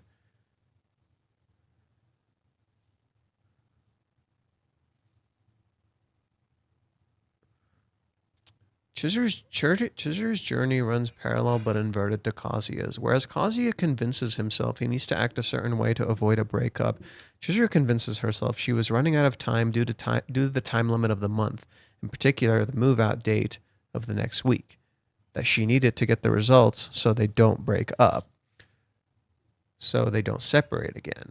So she spends most of the day trying to be the opposite of Rental as much as humanly possible. Every single action she takes, every question she asks, even the very way she dresses is counter to every Rental date we have ever seen. She's not wearing a skirt. Her hair is in a ponytail like at home, unlike how in Rental, how it's often down. She's wearing leather shoes that are actually uncomfortable enough to give her blisters, unlike how in Rental she wears heels. Her top is more form-fitting, and rather than having flowers on it, it literally looks like a flower. Her earrings aren't heart-shaped, but rather intentionally turquoise like the sea, with her clothes specifically having a blue motif but appearing purple, combining her favorite color red and Kazuya's favorite color blue. Her style incorporates all of her, not denying any part of her. She is Mizuhara and Ichinose. This is Chizuru, the complete true her. And she is basing it all around Ruka. Ruka is blue. Kazuya is dating Ruka. The first thing she asks him about after they leave the house is Ruka. She asks if he was here with Ruka before, much like how she was here with her clients before. She asks if he calls Ruka cute as the way he calls her cute. It's as if he is acting it out. The basis of Chizuru's cheating question is about Ruka. Ruka is the basis for Chizuru's real. She is what Chizuru perceives as real, and yet Ruka is a trial relationship. She is fake, literally a mirror of rental. Everything Chizuru understands about real love is founded on Ruka, the person she was skeptical of at first, but believed she was truly in love when she saw her crying after Kazuya turned her down. Ruka is Chizuru's goal and her greatest illusion because she's constantly looking for her no matter what she experiences, trying to make a distinction between herself and Ruka. This is why the date with Ruka that lasts 2 chapters intentionally contrasts this date with how Ruka interacts with Kazuya as a girlfriend versus how Chizuru interacts with Kazuya as a girlfriend. Whereas Ruka is free to touch him and do normal girlfriend stuff like hold hands, kiss, or even put her hand in his back pocket, Chizuru feels like she can't. With the only time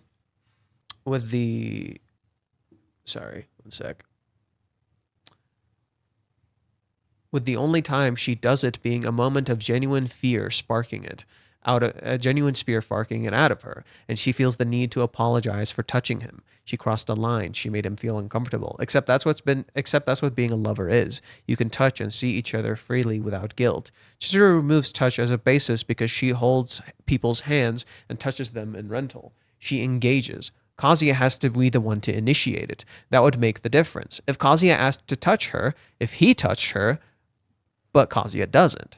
She can't get her answer if he touches him. She can't get her answer if she can get her answer if she touches him, but she can't want to.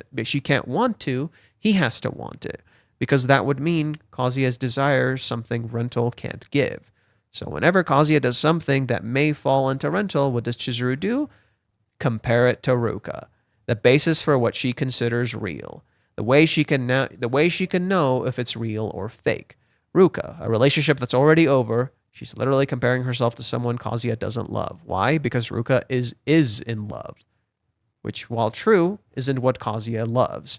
Ruka always touches him, right? So what if Kazuya keeps touching Chizuru? Him wanting something means it's something she can give, right?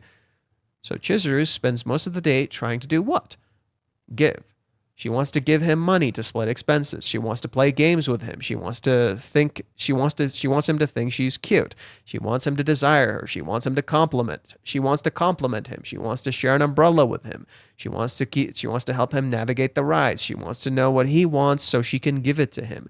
That's why she asks him these questions about relationships so she can understand herself and what she can give him. She wants to make him smile. She wants to order for him. She wants to even cut and serve the pancakes they order. She wants to show off in front of him. She wants to lift him up when he's down. If she can give him something, that means she's worthy of love. Damn. I think that would need some correction. In retrospect, I think this would need some correction because I think Chizuru is... I do agree with myself. That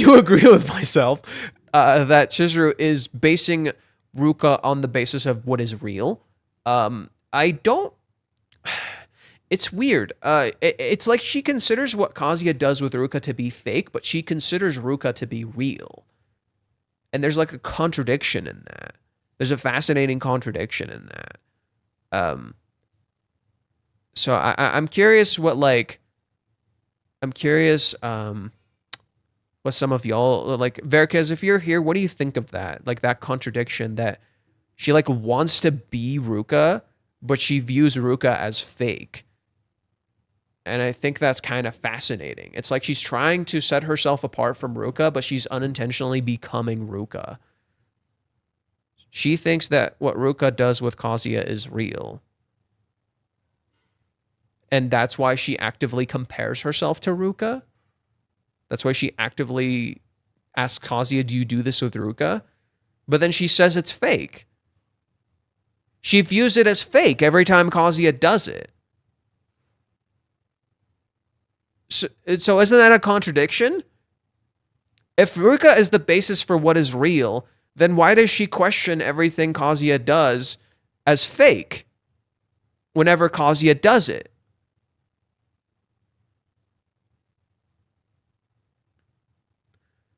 That seems like a contradiction, because every time Kazuya calls her cute or something, she's like, "Do you do this with Ruka?"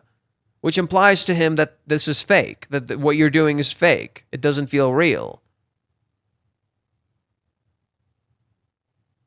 Because every time she says this, it's literally her being suspicious of Kazuya for appearing fake. Here, I wrote a different thing that I think might explain this a little better. Let me find it. I wrote a separate section. No, what Ruka does is real. What Kazuya does with Ruka is fake. Oh. So why does she bring Ruka up constantly then?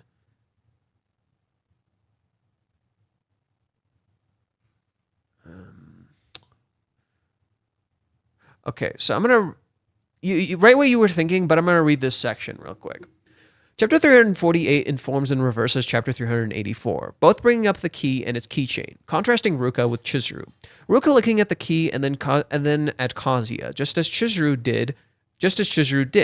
Kazuya tells her it's for a new place, and even though things don't add up, she trusts him and goes along with what he said.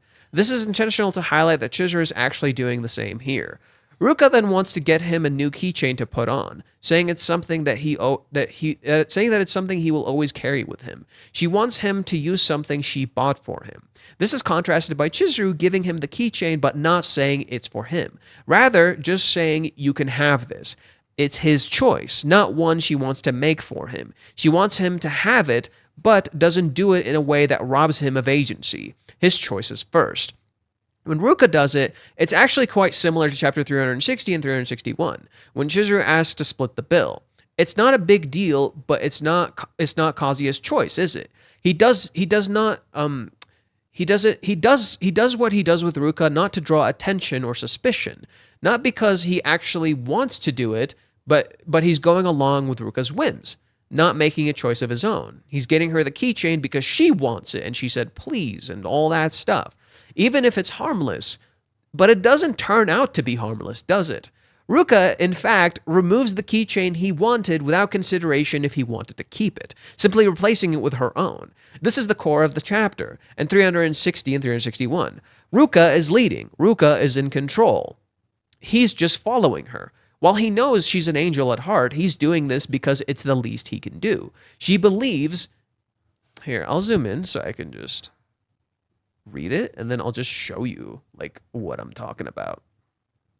So let's see. Chizuru might want to find out what Ruka, the only one truly in love with him, does with Kazuya. So that's why she asks constantly. She asks so she knows what Ruka does with Kazuya that she considers to be real.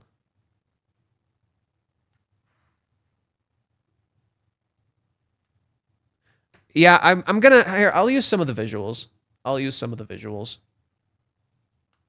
was just about to consider it myself, so let me use some visuals. If anything, you guys are getting like little hints of the videos, you know. So let's see, where did I stop? So what does Ruka do? She seemingly tosses out Kazuya's keychain, right? Contrary to what that being said, that being making it whatever he, let's see, where was I writing here? Ruka is in control. He just follows her. While he knows she's an angel at heart, Kazuya literally says this right here. She's an angel at heart.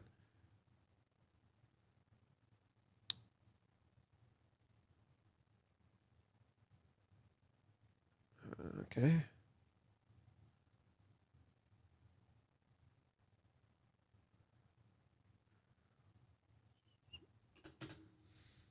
While he knows she's an angel at heart, he's doing this because it's the least he can do. She believes in him and devotes herself to him completely while he's the one hiding things. But Kazuya is hiding things because of what Ruka did in the first place. That being, making it so whenever he wants something contrary to what she wants, Ruka seemingly tosses it.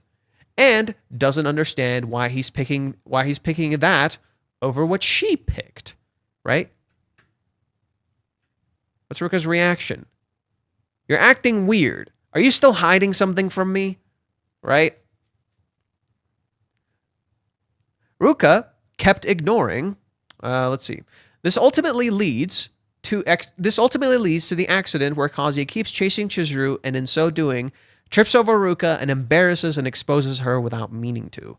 Ruka kept ignoring Kazuya's feelings for Chizuru until it literally ran into her head first and resulted in her getting exposed and hurt in the end. All she's left with is shame and embarrassment, with Kazuya not even putting the keychain on in the end that she got for him.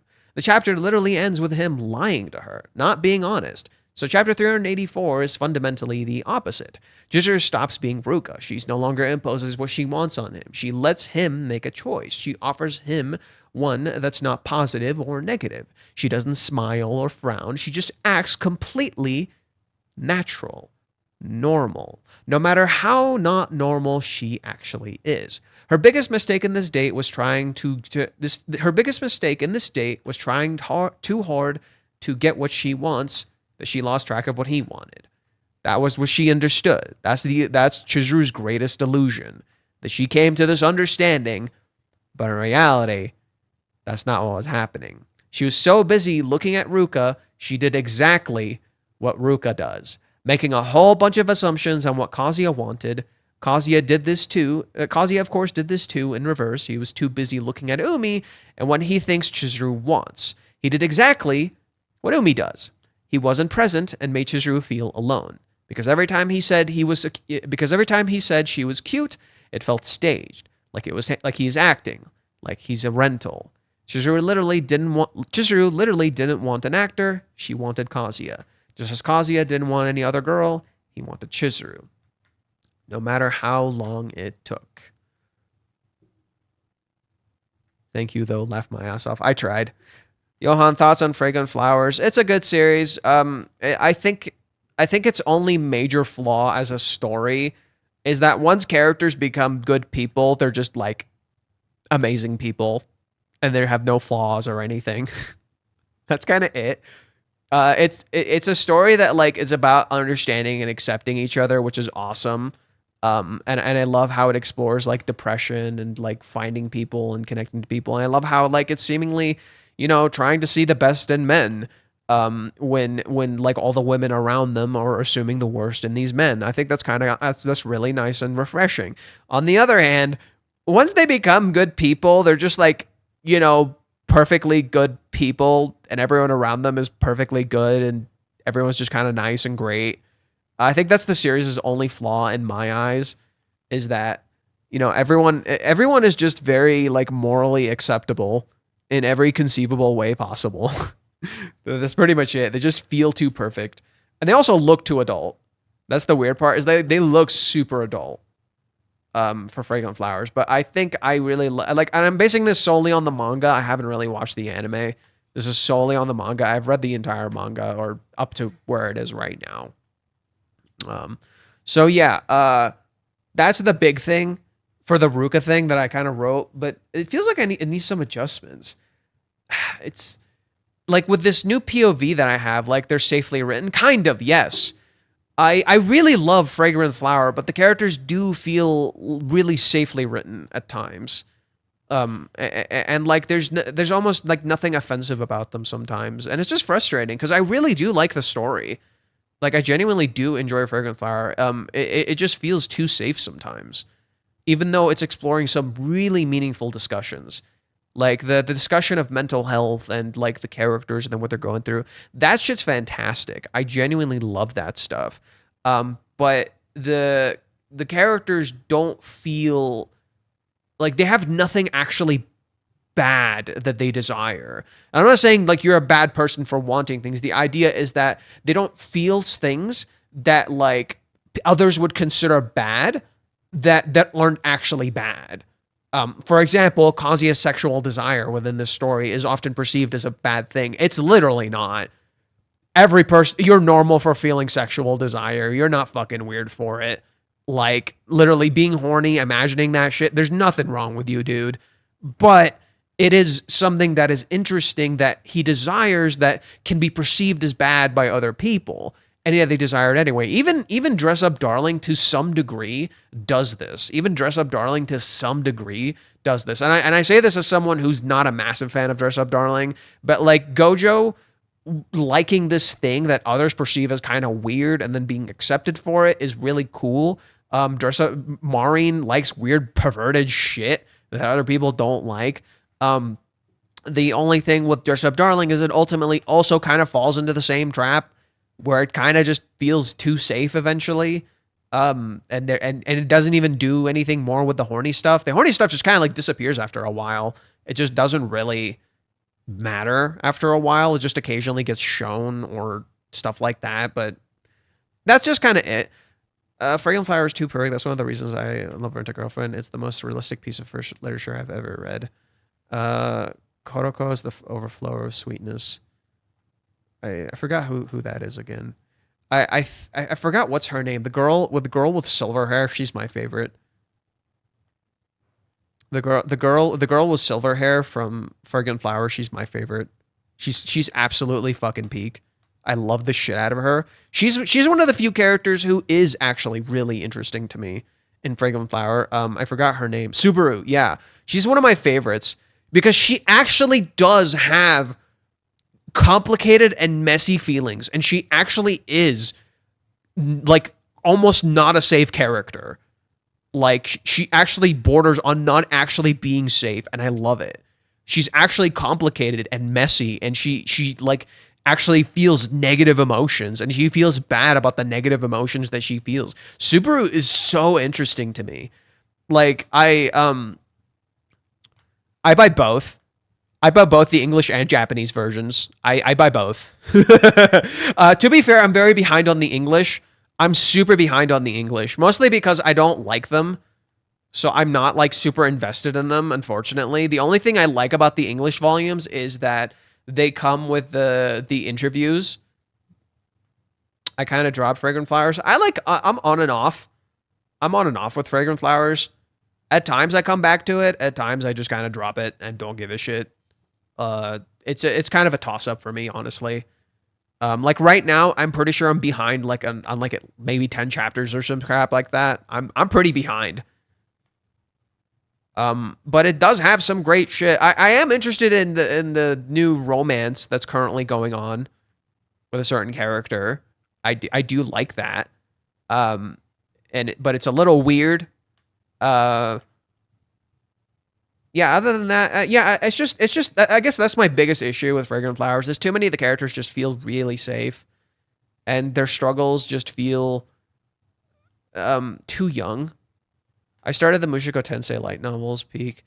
I'm so weird with Mushoku Tensei, dude. On one hand, I think it has some interesting writing. On the other hand, it does some really weird and creepy shit, and it's just like the way people just excuse Rudius and like some of the weird fucked up shit that he does is just there. And I just don't get behind that. Shut up about K-On! I'll watch it eventually.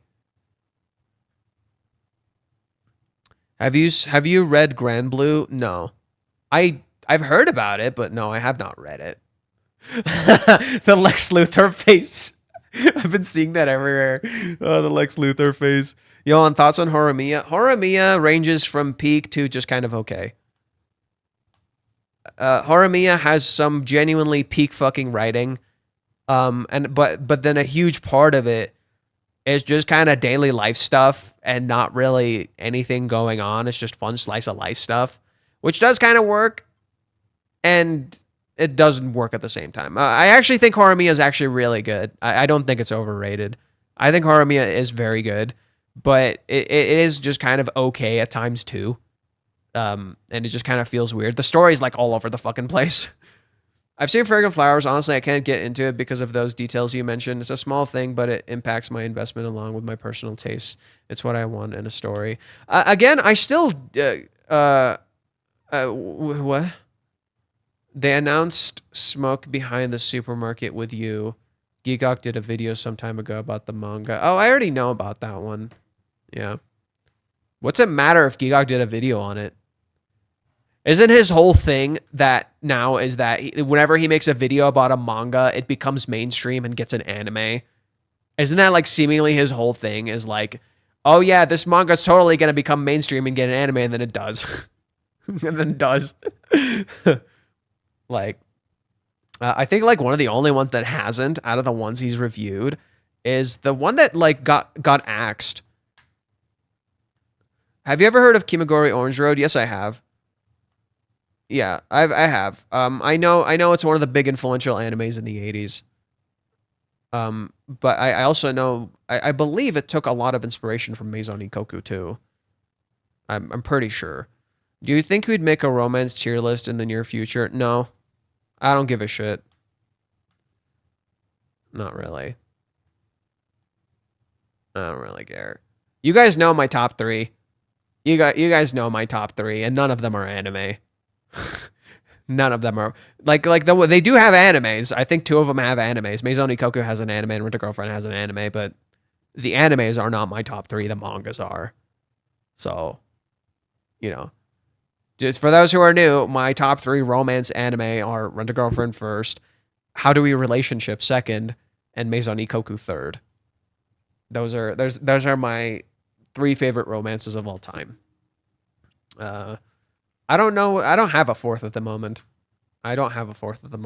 Like basically the reason I don't have a fourth is because everything else is like, this is these 3 and this is everything else. Like it's that far up. It's like it's this far apart. Like that it's not even remotely close. Everything else is just that far away. Behind after those 3. So yeah, I didn't want to stream for too long today. I kind of wanted to do a short stream, like maybe 2 hours or something. So I'll finish up in a little bit. If there's anything you want me to talk about, just let me know. Like in terms of Rent a Girlfriend, I don't want to stream long today. I kind of want to use the time to maybe edit something or write. I've been meaning to finish up some sort of videos or something. I got some good ideas from this stream about how to adjust like certain things. So, Verkes, we said that Chizuru interprets Ruka as real, which is why she's actively basically following, like asking Kazuya, do you do this with Ruka? Because if he does, that would make it real, or if he does, it would make it fake. See, isn't that a contradiction? It's like when she asks that, it's like, do you do that with Ruka? Well, Ruka is a fake relationship. Does that mean what you think he just did is fake? Right? I think that's so fascinating.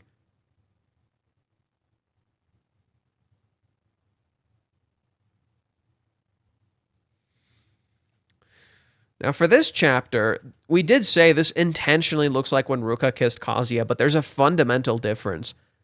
Chizuru does not grab him or touch him besides the lips. She solely touches the lips. Right? No, it's definitely about real and fake. It's definitely about real and fake. Because she literally says this. That's Chizuru's big fucking conflict. She straight up says this. That, like, I want to differentiate between rental and what's real. And the thing that Chizuru understands to be real, that are real feelings, are Ruka's feelings. She understands Ruka's feelings to be real, so she bases herself around Ruka. They do what Ruka and Umi do because they know that Ruka and Umi are in love, and they think that they should be like that, but they don't actually know what Ruka and Umi do. Well, I don't fully agree with that. Mostly the Umi part. Kazuya isn't doing what Umi does because Umi is in love, I think. I think he does what Umi does because he thinks he will get love if he does what Umi does. There's a specific line that Kazuya says in chapter 338 that pretty much highlights my point perfectly. And it's I wrote about this too, so I'll pull it up from that same thing I wrote.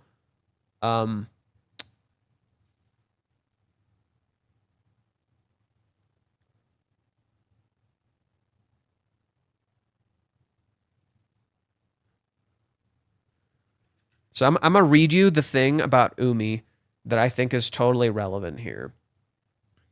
So this is when Minnie tells Kazuya to say she's cute. Kazuya says it, and he turns away. Okay. You can see this chapter reversal in other chapters like 338 and 383, where Minnie tells Kazuya to practice giving compliments.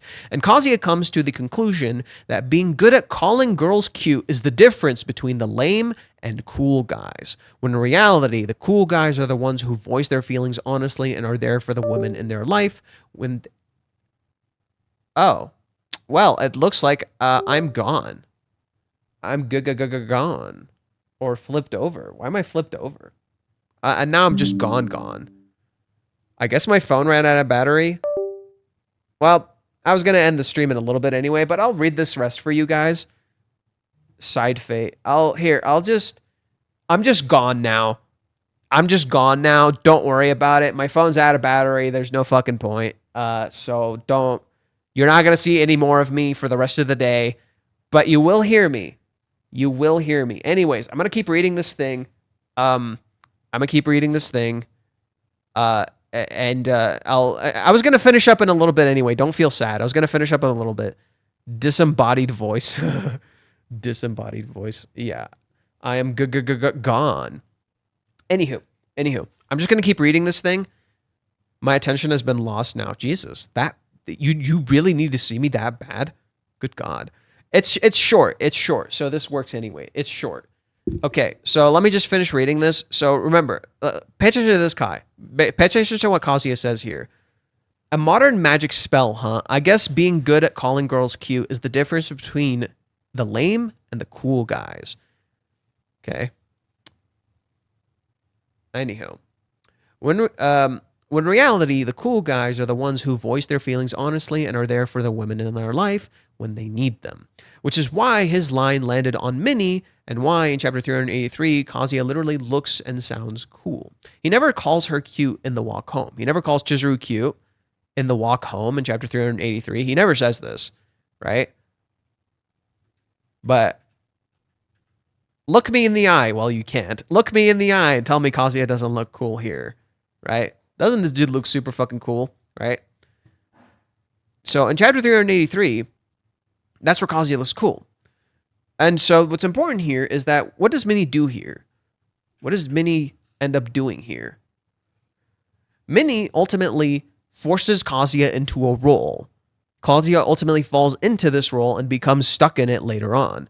Whereas in chapter 383, Chisuru says what he should be feeling, but he rejects this role just as he experienced rejection, instead choosing to accept his feelings as they are, right? So Kazuya rejects the role he's supposed to be in, and instead chooses the one he wants to be in, okay? Walking the road he is on with confidence that he is right. It's not about how good you are with the delivery. There's no modern magic spell for love. It's about self-confidence and being honest with how you feel, because those are the most powerful compliments one can give.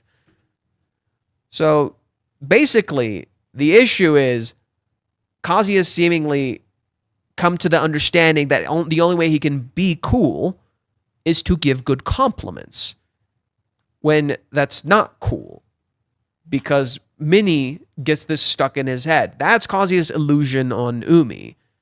Kazuya's illusion on Umi isn't that Umi is in love and he is not, or that they get love, right? Chizuru's misunderstanding is that Ruka is in love. That I can agree to. Kazuya's misunderstanding is that the only way he can get love is if he acts like Umi, which is not how you get love. Because Umi is not with Chizuru here. Kazuya is.